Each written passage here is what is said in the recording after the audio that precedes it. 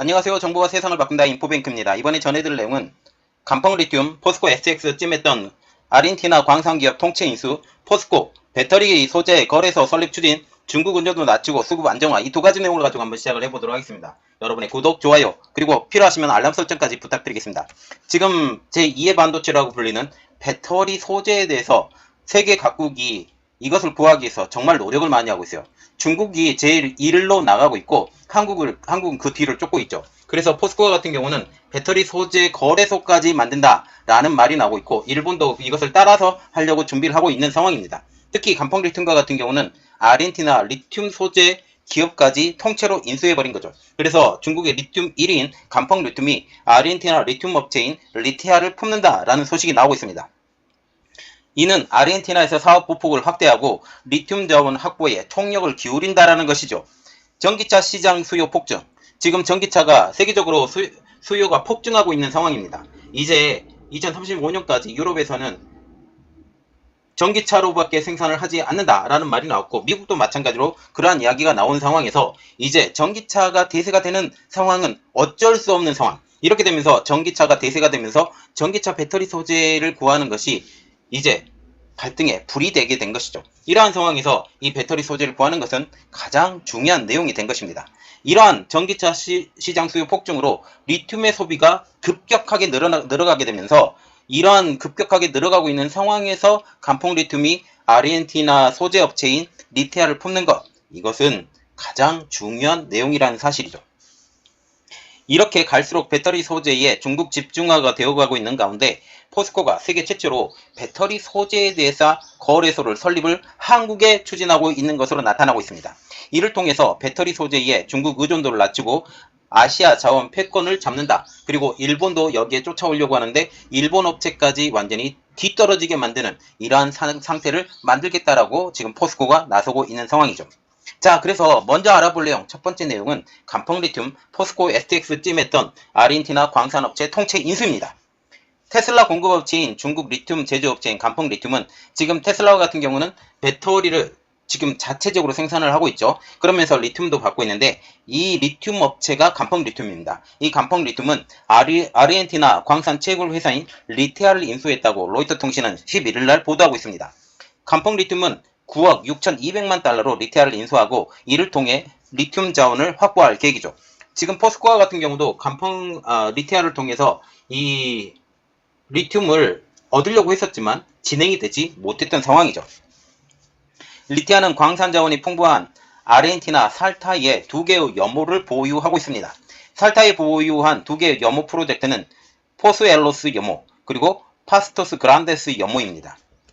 간펑 리튬은 두 염호 프로젝트의 탄산 리튬 매장량은 아직 탐색 중이긴 하지만 약 1106만 톤으로 추상된다라고 밝히고 있습니다. 포스코도 살타 지방의 염호의 광산을 인수한 상황이죠.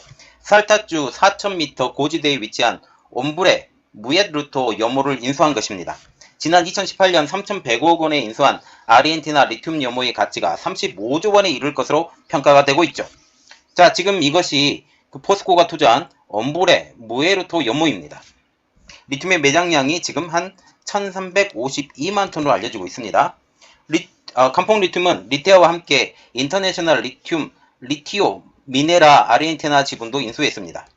지난해 10월 간펑 리튬은 손자회사 간펑 리튬 네덜란드 법인을 통해서 1317만 8천 달러, 한국 돈으로 173억 2511만 원에 리티오 미네라 아르헨티나 지분 8.58%의 지분을 인수를 했죠.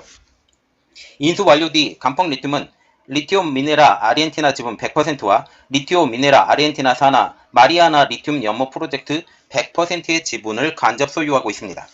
마리아나 리튬 연못 프로젝트의 총 면적은 3억 2,436만 제곱미터이고 염화리튬 연간 생산 능력은 2만 톤인 생산기지를 건설을 하고 있습니다. 미국 지질조사국의 데이터에 따르면 지난해 글로벌 리튬 생산량이 21%가 증가한 상황. 왜냐하면 지금 현재 전기차의 수요가 늘어나기 때문에 리튬의 생산량이 지금 계속적으로 늘어나고 있는 상황이죠. 이는 리튬이온 배터리에 대한 수요가 증가했기 때문인데요. 전기차와 신재생 에너지 등의 수요가 지속적으로 증가할 기대가 금속에 대한 수요로 폭증되고 있기 때문이죠. 이로 인해 리튬 제조업체와 일부 배터리 제조업체는 리튬 자원 확보에 나서고 있습니다. 아르헨티나는 칠레, 볼리비아와 함께 리튬 삼각지역으로 불리며 새로운 광산 채굴 인프라와 세금 감면으로 투자자를 이끌고 있어요. 중국 증권사 광다증권은 2022년부터 2023년까지 리튬 가격은 고공행진하고 2024년에 수급 균형을 잡을 수 있을 것이라고 하면서 올해 하반기에 리튬 가격은 톤당 50만 위안, 한국 돈으로 약 9,742만 원 이상으로 오를 가능성이 있다고 예측을 하고 있죠. 이렇듯 리튬 가격이 오르게 되면 전기차의 가격도 오를 상황으로 우리가 생각을 하면 되겠습니다. 이어서 2025년 글로벌 리튬 수요량은 177만 6천 톤, 탄산 리튬 당량에 달할 것이라고 추측하고 있죠. 자, 지금 보는 것은 두 번째 내용이 정말 중요한 내용인데, 포스코가 세계 최초로 배터리 소재 거래소 설립, 중국 의존도 낮추고 수급 안정화입니다. 자, 그림 하나 올려드리는데, 지금 최근 1년 동안 배터리 소재 가격이 계속적으로 오르는 것을 보고 있어요.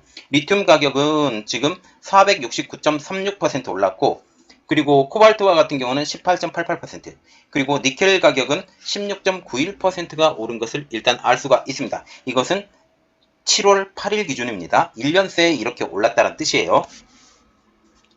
자, 지금 내용이 이겁니다. 포스코가 세계 최초로 배터리 소재 거래소 설립을 추진한다.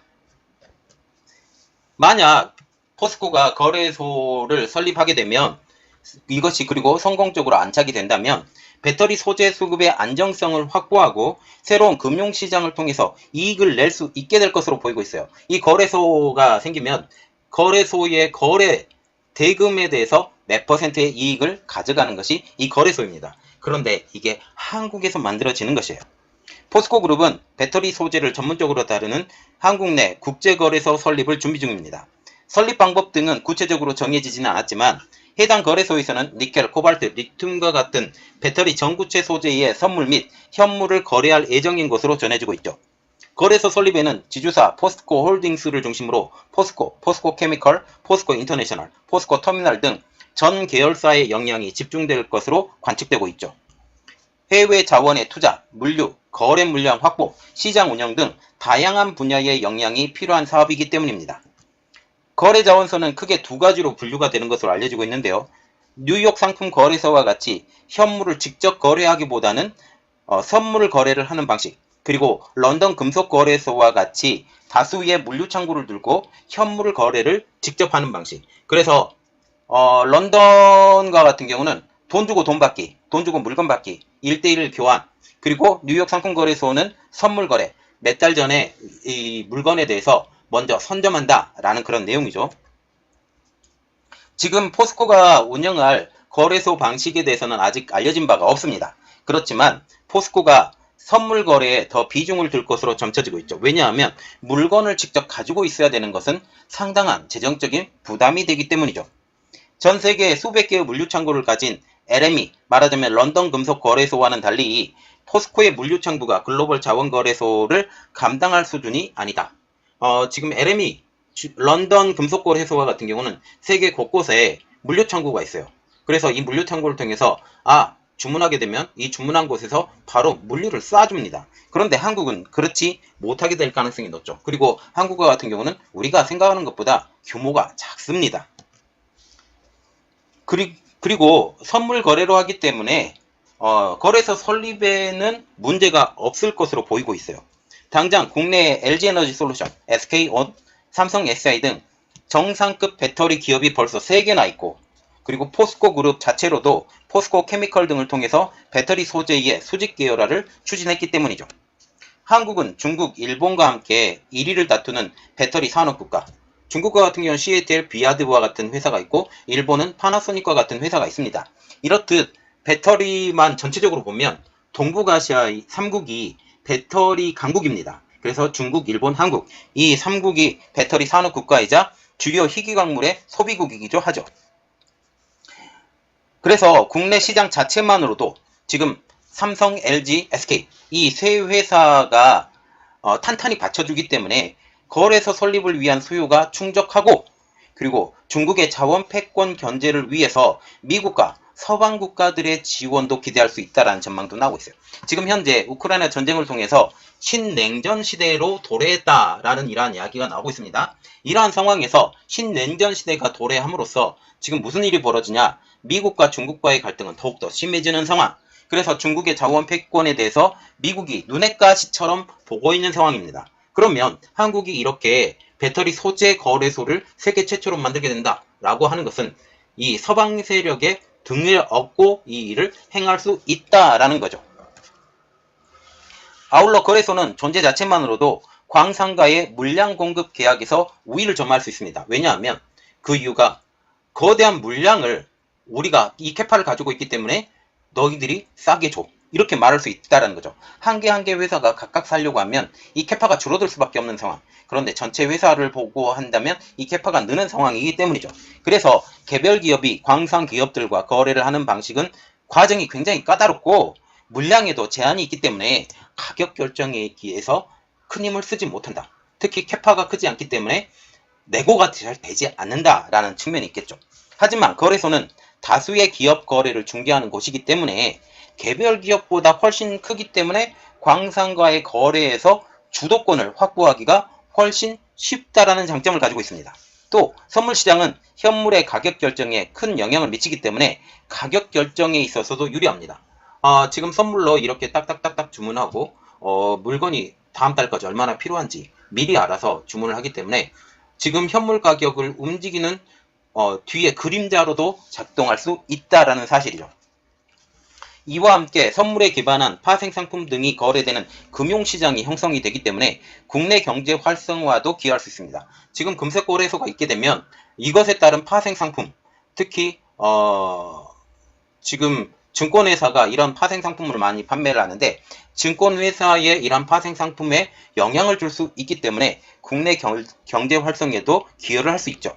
김경훈 한국무역협회 연구원은 자원거래소 설립이 쉬운 것은 아니다. 그렇지만 중국에 대한 의존도를 낮추기 위해서라도 필요성이 높은 상황. 우리는 중국을 항상 견제를 해야 돼요. 중국 같은 경우는 코발트의 주도권을 이미 가지고 있는 상황이기 때문에 이것을 깨기 위해서라도 한국이 거래소를 반드시 갖고 있어야 된다라는 말이 나오고 있어요. 그래서 포스코는 이미 자회사를 통해서 직접 음극재, 양극재 소재까지 사업을 넓힌 상태로 국내외 상황을 보더라도 설립을 추진할 동력이 충분하다라고 말하고 있습니다. 포스코 그룹의 배터리 소재 거래소 설립은 작게는 아시아 역내 배터리 소재의 가격 결정권을 둔 중국과의 전쟁, 그리고 크게는 글로벌 자원 패권을 둔 미국 및 동맹국과 중국과의 대결, 결국은 어떤 면으로 보더라도 중국과의 대결을 한다라는 것을 의미한다라는 거죠. 등장하는 주요 광물도 니켈, 코발트, 리튬 등으로 특히 코발트는 사실상 중국 정부의 입맛대로 가격이 결정된다 해도 과언이 아닙니다. 중국 의존도를 낮추고 한국의 핵심 산업을 육성하면서 안정화하기 위해서 나아가 그리고 글로벌 자원 가격 안정을 위해서도 배터리 소재 거래소, 한국의 배터리 소재 거래소의 설립은 반드시 필요하다라는 게 전문가들의 제안입니다. 한국무역협회에 따르면 국내 전구체 수요의 79%를 수입에 의존하고 있으며 수입액의 90% 이상을 중국에게 지불하고 있다라는 상황이죠. 전구체는 배터리 성능을 좌우하는 양극재를 만드는 필요한 핵심 재료로 알려지고 있는데요. 니켈, 코발트, 망간 등을 적정 비율로 배합해서 만드는 게 전구체입니다. 여기에 리튬을 섞으면 양극재가 완성이 되죠. 양극재 재료비의 70%는 전구체가 차지합니다. 결국 니켈, 코발트, 망간, 리튬의 가격이 전구체 가격을 결정하며 글로벌 배터리 가격과 수익률에 미치는 영향이 막대하다 할 수가 있죠.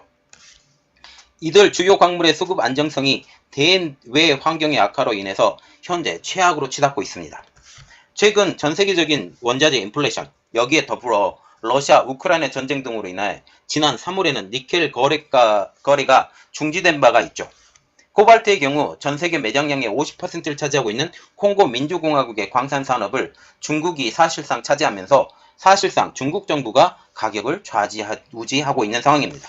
리튬 등은 호주와 칠레에서 생산되며 관련해서는 우리 기업도 충분한 투자를 진행한 상황이지만 여전히 전구체 전체적인 그림을 보면 사실상 중국에만 의존하고 있어서 배터리 소재 수급 안정화에 기여하지 못하는 상황으로 알려지고 있죠. 이 같은 대외 환경은 결국 국내 배터리 소재 거래소의 필요성으로 이어지게 된다라는 분석이 나오고 있는 것도 이 때문입니다. 전구체 단계가 아닌 원료 단계부터 이 한국이 영향력을 미춘다. 결국 한국이 이 영향력을 가져온다라는 발상이죠. 결국 그 방법은 문제인데 국내 기업들이 일일이 광산 기업들을 찾아다니며 거래를 따내는 것보다는 하나의 거래소를 설립해서 안정적인 수급과 함께 중국의 가격 결정력 영향도 벗어날 방안이 제시가 된 것이죠. 지금 상황도 나쁘지 않습니다. 미국은 탈중국을 선언하면서 동맹국과의 연합체 구성에 속도를 내고 있는데 한국의 배터리 소재 거래소는 아시아에서 동맹국들의 대중국 의존도를 낮추는 최선의 방법 중 하나로 작용할 것으로 보이고 있기 때문이죠. 특히 중국을 제외한 글로벌 배터리 시장에서 1, 2위를 다투는 한국과 일본의 대중국 의존도를 단숨에 낮출 수 있다는 데 더 큰 의의가 있습니다. 한국무역협회 관계자는 니켈 등 가격이 최근 시장에서 상당히 교란이 일어났고 그 배경을 보니 중국 등 메인 플레이어들이 어떤 역할을 했는지 파악 가능했다라고 하면서 결국 한국도 상품 거래소를 갖는 게 필요하다는 결론에 다다랐다. 더욱 투명한 시장 가격 결정과 수급 안정에 있어서 거래소가 큰 역할을 할 것이라고 말하고 있습니다. 미국을 비롯한 우군이 많더라도 거래소를 설립한다라는 것, 그리고 글로벌 자원의 패권을 가져오겠다라는 것이기 때문에 이것에 대해서 경쟁자와 장애물이 난무하다는 거죠. 가장 큰 경쟁자는 일본입니다. 실제로 일본에는 동맹이기라기보다는 적이라고 보는 게 맞죠. 일본 역시 배터리 소재 및 핵심 희귀 광물 거래소에 대한 필요성을 이미 인지하고 있고 이를 설립할 계획도 가지고 있는 것으로 전해지고 있습니다. 일본에서는 스미토모사 등이 포스코 그룹과 유사한 사업 형태를 갖고 있으며 거래소 설립 후보로도 언급되고 있죠. 스미토모사는 비철금속 전문기업으로 니켈 등 광물, 제련, 중간 제품, 배터리 소재까지 일관 생산할 수 있는 능력을 보유하고 있고 지금 이러한 능력을 보유하고 있기 때문에 상당히 우리나라의 걸림돌이 되고 있습니다. 또 2000년대 초반부터 적극적으로 필리핀의 니켈 광산에 투자하면서 생산 거점을 구축한 바가 있죠. 포스코 그룹 역시 비슷한 시기 해외 자원 개발에 투자해 왔었는데 지금에 와서는 비슷한 사업 구조로 인해서 경쟁자로 언급되기도 합니다. 일본의 경우 정부 차원에서 거래소 설립 추진을 점쳐오고 있습니다. 그래서 한국 같은 경우는 포스코를 중심으로 일본은 정부를 중심으로 이렇게 보시면 되죠.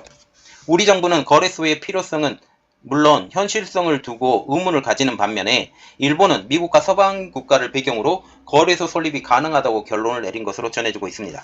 포스코 내부 관계자는 우리가 안 하면 결국 일본이 할 것이라고 하면서 그때에 가서는 한국은 중국과 일본 모두의 눈치를 봐야 할 것. 그래서 결국 거래소 설립은 배터리 거래소 설립은 이제 선택이 아니라 필수라는 말이 나오고 있는 상황도 이 때문이죠. 일본 입장에서도 자원 수급 안정과 막대한 자금을 움직이는 자원 거래소를 한국에 내어주는 게 탐탁지 않을 것으로 보입니다. 진짜 큰 장애물은 중국인데요.